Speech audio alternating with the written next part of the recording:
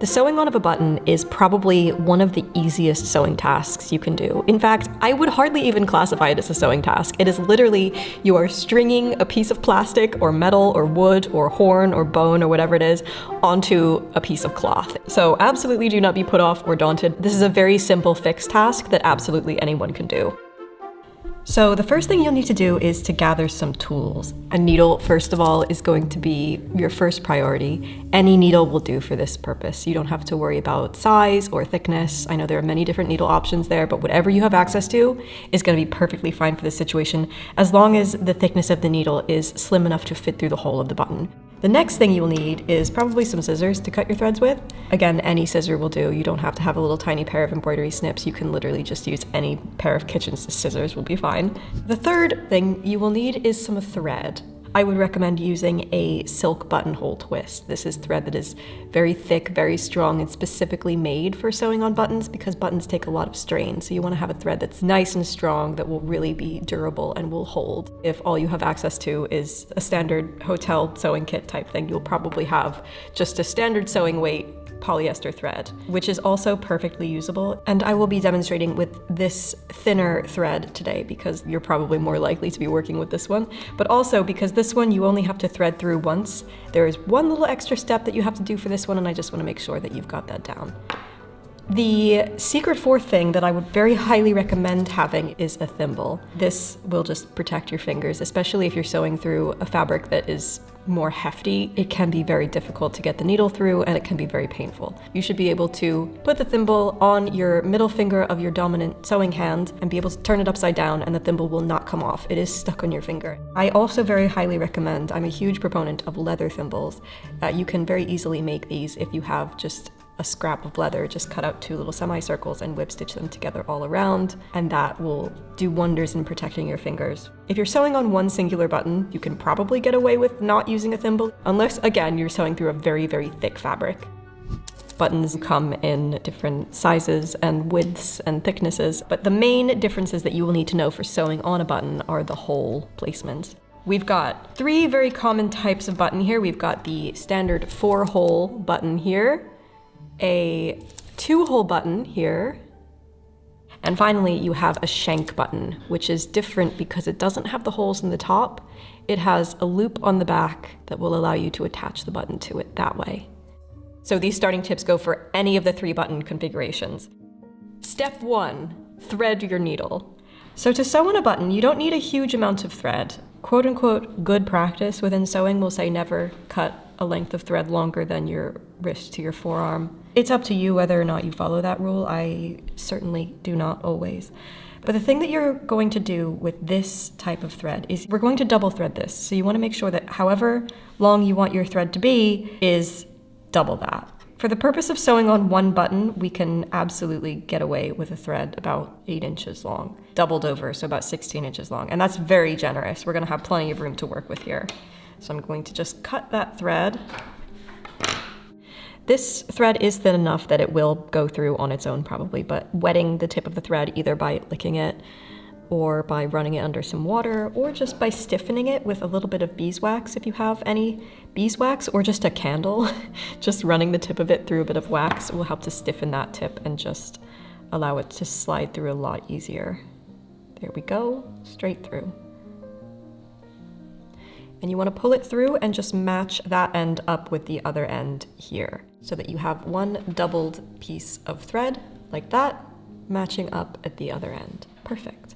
You don't need any knots in your thread. Do your knots once you get into the fabric, and it's a lot easier to do that way. So we have got an example waistband here. First of all, we want to figure out where the button is going to be placed. If you're reattaching a button onto a garment that had a button and lost a button, you will probably already have an advantage because you will see a couple of pinpricks or some disturbed threads in the weave of the fabric where that button did once sit. So you can just use that as your marker. If you don't have that, you just simply button up the rest of the garment. Say you've got a button here, here, and here. You just button up the rest of it, and then if you've got a piece of chalk or a pencil so that you can just go through that buttonhole and mark where that button is going to sit. Anything dusty that will very easily wipe off of your fabric, that's great, but a tiny little pencil mark or a tiny little Sharpie mark, it's going to get covered by the button. It's not really going to matter. This waistband closely mimics the construction of a buttoned edge. You will notice that it is 2 layers of fabric, and the reason for that being is that buttons take a lot of strain, and that edge needs to be very sturdy. This gives us a really great surface to work on because it allows us to have really clean finishes. We can hide any stray threads within the folds of the fabric. We now want to take up our needle and our thread, flip the fabric over, so we're now working on the underside here. And just translating this button mark here, we want to be around here. This is where the button is going to sit. However, we don't want to start there. We want to start about an inch away, let's say around here. We're going to put the needle in. We're not going all the way through to the other end. We're just trying to slide right in between those 2 layers of fabric. So slide that needle in and have it come out roughly around where that button was going to start. So remember, we've got our mark here. We want to come out around here, bringing that needle back up just around there. And we're going to slide the needle through so that this tail, as you can see, the tail is slowly starting to disappear until it just disappears into the fabric. This is why we've got about an inch of space here so that there's plenty of breathing room to slide around. If you're really nervous about this, you can leave a little bit of extra and just cut that off. That's fine. Now, we just want to take one little stitch. Again, we're not going all the way through the fabric. We're just catching a couple of threads on just the lining side, the inside of the garment. No needle coming through here. We're taking a little stitch just at the point where the thread is coming out and pulling that through. Before we pull this loop all the way tight, we're going to bring the needle back around and effectively tie a knot and bring that all the way down and pull it nice and taut. So this is a really nice, strong way to anchor your thread. And it's also really neat looking because you don't have any stray threads floating around anywhere. You can do this again if you would prefer to have a really strong knot, which is something I would actually recommend for buttons because these, again, do take quite a lot of strain. So we're going through one more time and just making a really nice, hefty knot. So it is now time to sew on the button. Herein is where you should find the timestamp to skip straight to the button that you are looking to try and sew on. So let's say, for example, you are sewing on a 4-hole button here. We want to lay the button right around where it's supposed to sit, right here, and then simple enough, we just want to bring the needle up through the fabric so that it comes up through one of the holes. Now, the pattern in which you sew this button on is entirely up to you. If you want to have threads between the top and bottom hole, and just have 2 parallel lines here, that's great. If you want to do horizontal lines, that's great. If you want to do a little X shape, that's great. If you want to do a square, that's cool too. It's all up to you. For the purposes of this demonstration, I'm going to just do a couple of vertical up and down, up and down. So we've come up on the top of column 1, and we are going to put the needle back in on the bottom of column 1 and just pull that through. Now here is where we need to do a little bit of a trick. We don't want to pull it super, super tight and flat here because then we have the button sitting right flush against the fabric, and that is a problem because something has to sit underneath this button. So we want to leave just a little bit of space, and you can find out exactly how much space you need by looking at the other half of the garment. So we just want to be sure that this is going to sit underneath here, and that's going to be nice and comfortable. Say 1/4 of an inch of space there. You can even put your finger in there if you want to just balance that nice and carefully. And then exactly the same thing. You put your needle back through the back of the fabric, have it come up in the top hole, down on the bottom hole,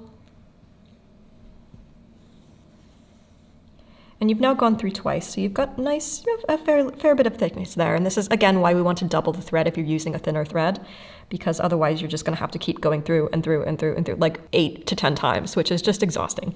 I would like to go through usually about 3 times. So we'll do one more, just to make sure things are nice and super strong. And now we cross over to the other side. So we're going to come back in through this back, but we're going to come up through the top of column 2. We're going to come up, and we're going to go down. And then we come up, and then you go back down. And you just do this again 2 or 3 times. Now, we've done this 2 times. I've come up a 3rd time, But here's what I'm gonna do now. I'm gonna go back down, but I'm not going through the fabric. I'm just bringing the needle out the side of the button. This is gonna be a very important step because right now we've just got a bunch of threads hanging on the back. And this is a step that not a whole lot of, again, fast fashion companies will do when they're making your clothing, and this is something that makes your buttons really nice and strong. But you're gonna take this tail and you're just gonna wrap it nice and tight. This is wrapping a post on the underside of the thread here, just so that that button, again, stands away from the fabric nicely, but also so that post stays nice and strong. So we're gonna go around, I wanna do this maybe 4 or 5 times. Once I'm satisfied with that, just getting that needle under there. Doesn't have to be exact or pretty, but just bringing that needle back down to the back side of the fabric. This can be anywhere on the back of the button, doesn't matter. And now you've got your button very, very nice and securely attached. You can really pull on this and nothing's gonna happen to this. But we gotta finish off our thread. So we're gonna do exactly the same thing. We're just gonna take up a little bit of the fabric. So you bring it through, and we're gonna do our same little double knot or single knot if you're working with a very delicate fabric. Once, and then twice. And then I'm inserting that needle once again, just into this lining layer. And we're just gonna travel the needle about an inch or so away from where we've been sewing the button, turn it over just to make sure the needle's not showing through here and that thread's not gonna show through. Have it come out an inch or so away. And we can cut this thread right down to the surface of the fabric. And now we've got a beautiful, strong, sewn-on button. It's absolutely not going anywhere. No threads on the back. This is gonna last you a good long time. For the 2-hole button, this is actually gonna be slightly easier than the 4-hole button. Just as we've started off our thread in the previous step, and say we've decided that we want the button to sit right here, we're going to bring the thread, needle and thread, up through that 1 hole. It doesn't matter which way you do this, if you want to start on 1 hole or the other. And we're going to bring it down through the other hole. Now, before we quite lock this thread into the surface of the button, we don't want to have this button sit really flush against the surface of the fabric because we have to have some space for something to fit in here. And we can figure out how much space we want to leave by taking the other half of the garment. This is sort of a medium weight tweed here, so we will need a fair bit of space in the back. You could even put the button through the buttonhole at this point and just see how it goes. You don't want to have it so tight that it starts to dimple into the fabric, but just loose enough that it sits comfortably and doesn't want to slide around too much. This is probably going to be a good width here. I like to just slide my finger under there to just gauge that amount of space so that I don't accidentally pull this button too close to the fabric. And then once again, we're just gonna go through the back, come up through the first hole, down through the second hole. And I'm gonna do this about 3 or 4 times, making sure that that button is hovering away appropriately. We're coming up a 3rd time through this first hole. Sometimes it might take you a little bit of poking around, so that's perfectly normal. You want to, when you're putting your needle through, be sure that you're trying to go through the same entrance and exit holes each time, otherwise your stitches may end up all over the place and it's gonna start to pull the button in all sorts of ways. But we're coming back up a 3rd time through this, and we're going back down a 3rd time through the 2nd hole, but we're not gonna go through the fabric this time. We're gonna come out the other side of the button, not going through the fabric. Just to bring the needle out, have it experience some freedom on the upper layer here. And while we have this out, we're gonna wrap the thread a couple of times, probably about 4 or 5 times. 1, 2, 3, 4. What this is doing is this is creating a post on the underside of the buttonhole.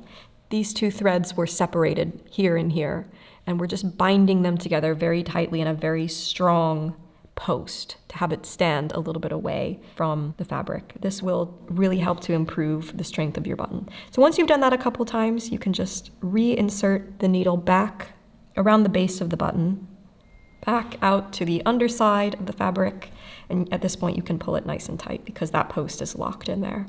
So to tie off the button, we're just going to retrace our steps from the beginning. So we're going to take a little bite of fabric here, where we started, pull it a little ways through, but before we pull it all the way through, take that loop and tie a knot. We're going to do this twice. Again, if you're working with a suitably thick fabric.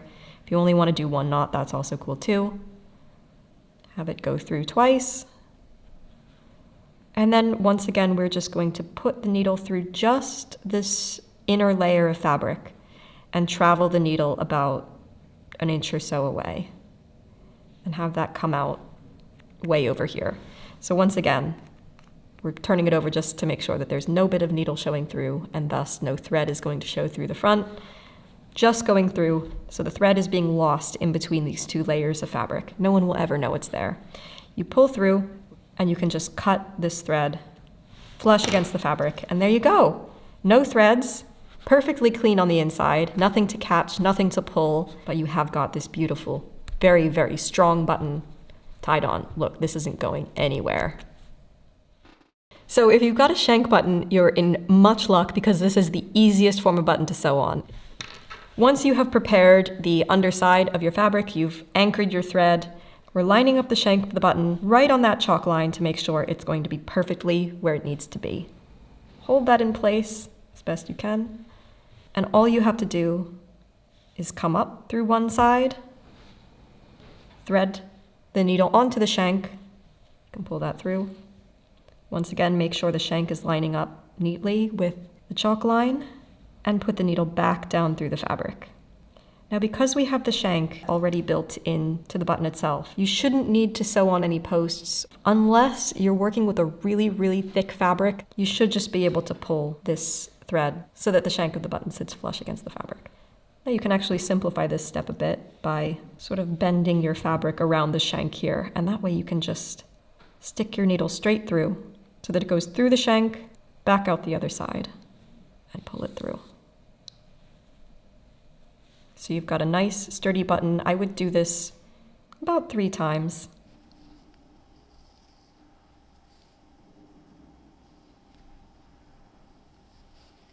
You just want to make sure that there's enough threadage on the bottom of the shank so that it's not going to slide around too much, which might mean that you want to put it through a couple more times. Let's do a 4th time just for good measure. And there you have it. Nice, strong shank button attached.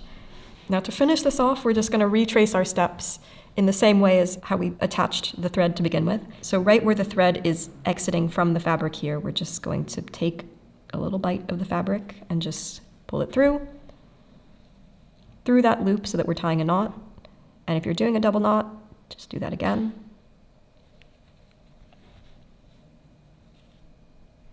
And then we're going to put the needle back through just this inner layer of fabric and travel about an inch away from our starting point. So flip it over just to make sure that there's no needle coming through, and we're just going to pull this needle all the way out, and we can just cut this thread right next to the fabric. And there we go. We've got no threads, no loose threads. Looks nice and neat, and we've got a nice strong button attached to the front. That's not going anywhere. So there you have it. There is how to sew on all 3 of these different types of buttons. If you would like to learn some more sewing tips, do feel free to subscribe. I make entire garments on this channel using both hand sewing methods as well as historical machinery, the ways in which clothing was made to last throughout history. I've also written a book entirely explaining step by step how to do each one of these hand stitches, buttons, of course, as well as how to make buttonholes, any stitch that will help you make garments that last a lifetime. I wish you all the best of luck with your future wardrobe self-sufficiency goals, or if you're making entire garments, well, that is the most self-sufficient you can be. Good luck.